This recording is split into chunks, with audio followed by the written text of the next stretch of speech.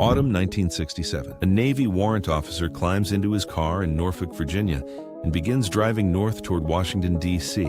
He carries with him a brown paper package. Inside are 30 days' worth of cipher key cards for the KL-47, one of the most sensitive cryptographic machines in the American military arsenal, and with them, the power to crack open every secret the United States Navy whispers across its vast oceanic domain. His name is John Anthony Walker, Jr. Born on the 28th of July, 1937, in Washington, D.C., and raised in the blue-collar grit of Scranton, Pennsylvania, he is the product of an alcoholic father and a childhood steeped in instability. At 17, with few prospects and fewer illusions, he enlists in the United States Navy, a decision that will shape not only his life, but the trajectory of the Cold War itself. Walker proves to be a capable and ambitious sailor. He rises steadily through the enlisted ranks, earning assignments of increasing responsibility and ever higher security clearances.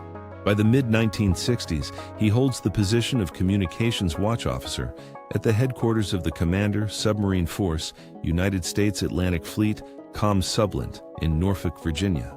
It is one of the most sensitive postings in the entire Navy. His clearances are extraordinary.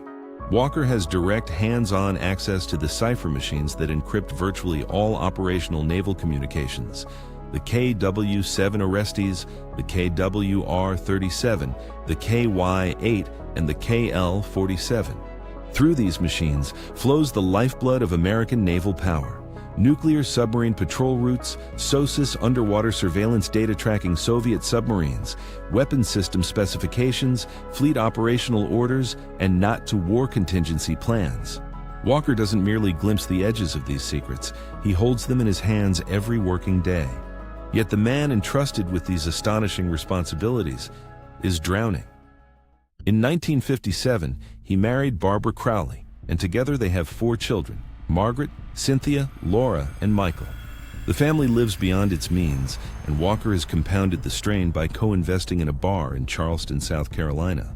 The venture is failing spectacularly. By the autumn of 1967, Walker is roughly $2,000 a month in debt, a staggering sum for a military man of his rank. He is desperate, angry, and profoundly reckless. So he drives to the Soviet embassy on 16th Street in Washington, D.C. He does not call ahead, he does not send a letter. He simply walks through the front door, past a startled receptionist, carrying his brown paper package of stolen cipher key cards. He asks to see someone from security, and he offers his services to the KGB. It is an act of almost breathtaking audacity, and it will succeed beyond anyone's imagination. The Soviets can scarcely believe their fortune.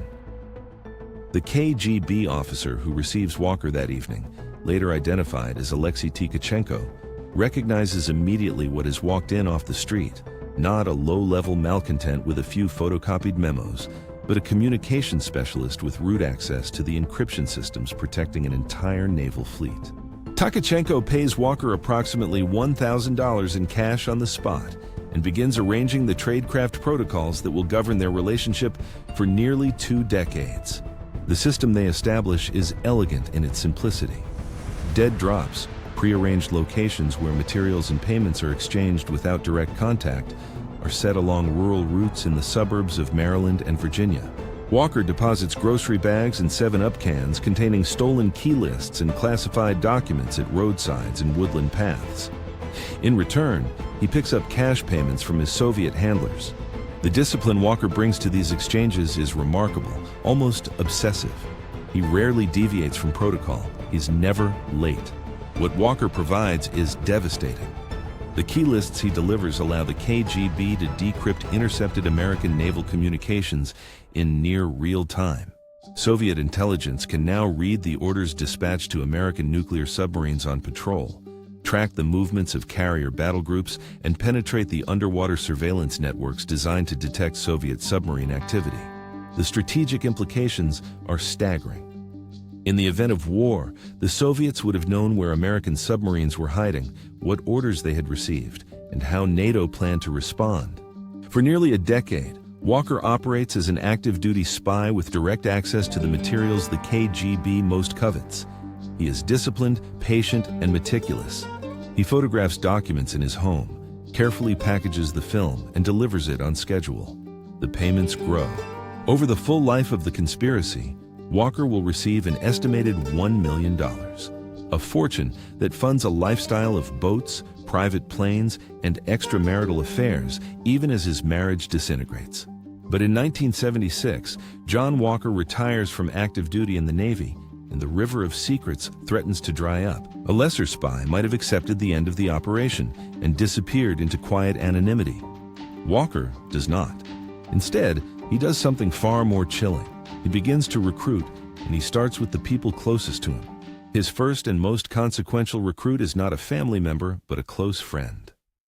Senior Chief Radioman Jerry Alfred Whitworth served with Walker aboard the USS Andrew Jackson, a ballistic missile submarine, and the two men forged a bond built on shared cynicism and mutual trust.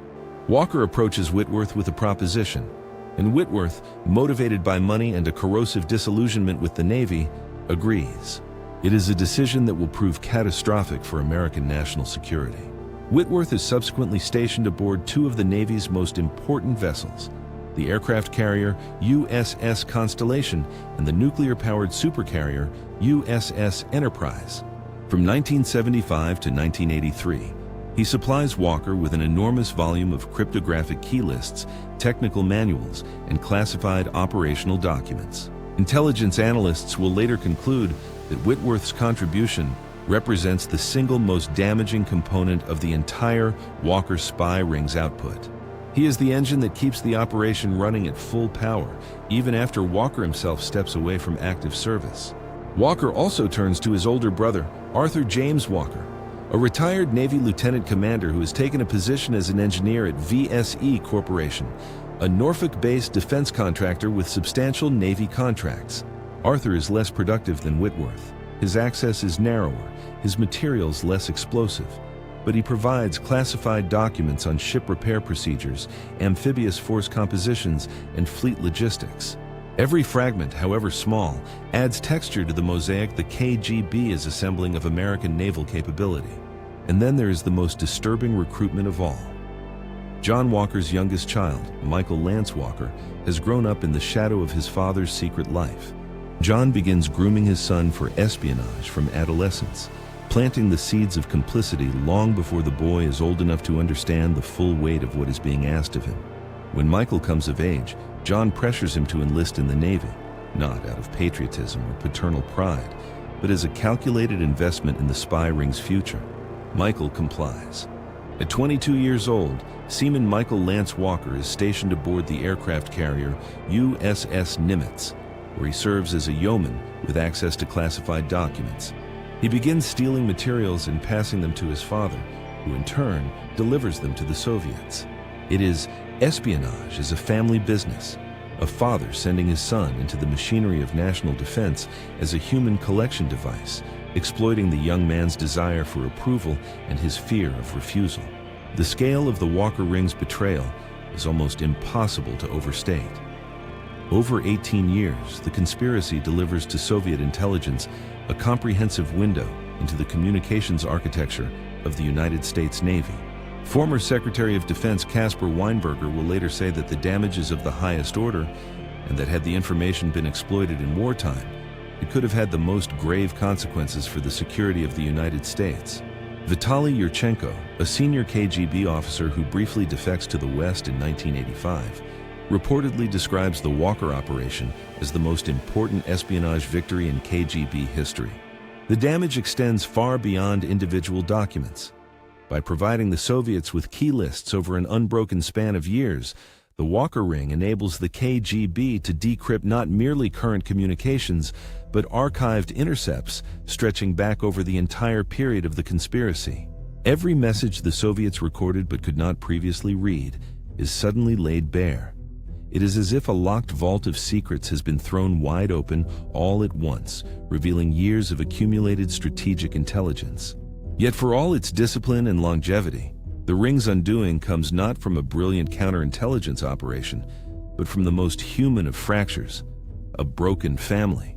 Barbara Walker, long since divorced from John and ravaged by years of alcoholism and bitterness, has known about her husband's espionage since nearly the beginning. She has lived with the secret, sometimes complicitly, sometimes resentfully.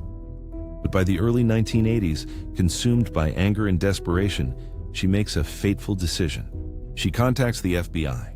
The Bureau is initially skeptical. Barbara's story is extraordinary, and her credibility as a witness, an embittered drinking ex-wife making accusations against a retired military officer, is far from unassailable. But investigators begin to look more closely, and what they find is alarming. Parallel to Barbara's tip, the FBI has received an anonymous letter from someone later identified as Jerry Whitworth himself, riddled with guilt, who writes to the agency under the pseudonym RUS and hints at the existence of a spy ring. The threads begin to converge. On the night of May 19, 1985, FBI surveillance teams follow John Walker as he conducts what will be his final dead drop along a rural road in Montgomery County, Maryland. They watch him place a grocery bag containing 129 classified documents stolen by his son Michael from the USS Nimitz at the base of a utility pole. They watch him drive to a second location to retrieve his payment, and then they close in. Walker is arrested in a Rockville, Maryland motel room in the early hours of May 20th. The most damaging Soviet spy ring in American naval history is finished. The arrests cascade swiftly. Michael Walker is apprehended aboard the Nimitz. Arthur Walker is taken into custody in Norfolk. Jerry Whitworth, the most prolific source of classified material in the ring, is arrested in California. The scope of the conspiracy stuns the intelligence community and sends shockwaves through the Department of Defense. The trials and plea negotiations that follow lay bare the staggering dimensions of the betrayal. John Walker, in exchange for a reduced sentence for his son Michael, pleads guilty to espionage and receives a life sentence. Michael Walker receives a 25-year sentence and is released in 2000. Arthur Walker is convicted and sentenced to life imprisonment. He dies in a federal prison in 2014. Jerry Whitworth receives a 365-year sentence and a fine of $300,000, effectively a guarantee that he will never walk free. The Walker case triggers a wholesale reassessment of security procedures within the United States military. Background checks are tightened, cryptographic material handling protocols are overhauled. The Navy, in particular, is forced to confront the uncomfortable truth that its systems of trust and compartmentalization failed catastrophically, not because of a sophisticated foreign infiltration, but because one disgruntled, debt-ridden officer was never once questioned about his sudden and unexplained affluence. John Anthony Walker, Jr. dies on August 28, 2014, in a federal prison in Butner, North Carolina. He is 77 years old. He has spent nearly 3 decades behind bars, longer than the 18 years he spent spying. He never expresses genuine remorse. In interviews, he remains defiant, dismissive, almost amused. A man who seems to view his espionage career as a game he played well and lost only because of bad luck and a vengeful ex-wife. But the legacy he leaves behind is not a game. It is a void, a vast, silent hemorrhage of national security that reshaped the balance of undersea power during the most dangerous years of the Cold War. The secrets he sold cannot be unread. The advantage he gave cannot be reclaimed. And the family he drew into his orbit of betrayal, a brother, a friend, a son, paid prices that no amount of Soviet cash could ever justify. The dead drops along those Maryland roadsides have long since been reclaimed by grass and indifference. But the lesson they represent endures, that the most devastating breach in a nation's defenses may not come from a foreign adversary's cunning, but from the quiet treachery of a trusted man who simply decided one autumn evening to walk through the wrong door.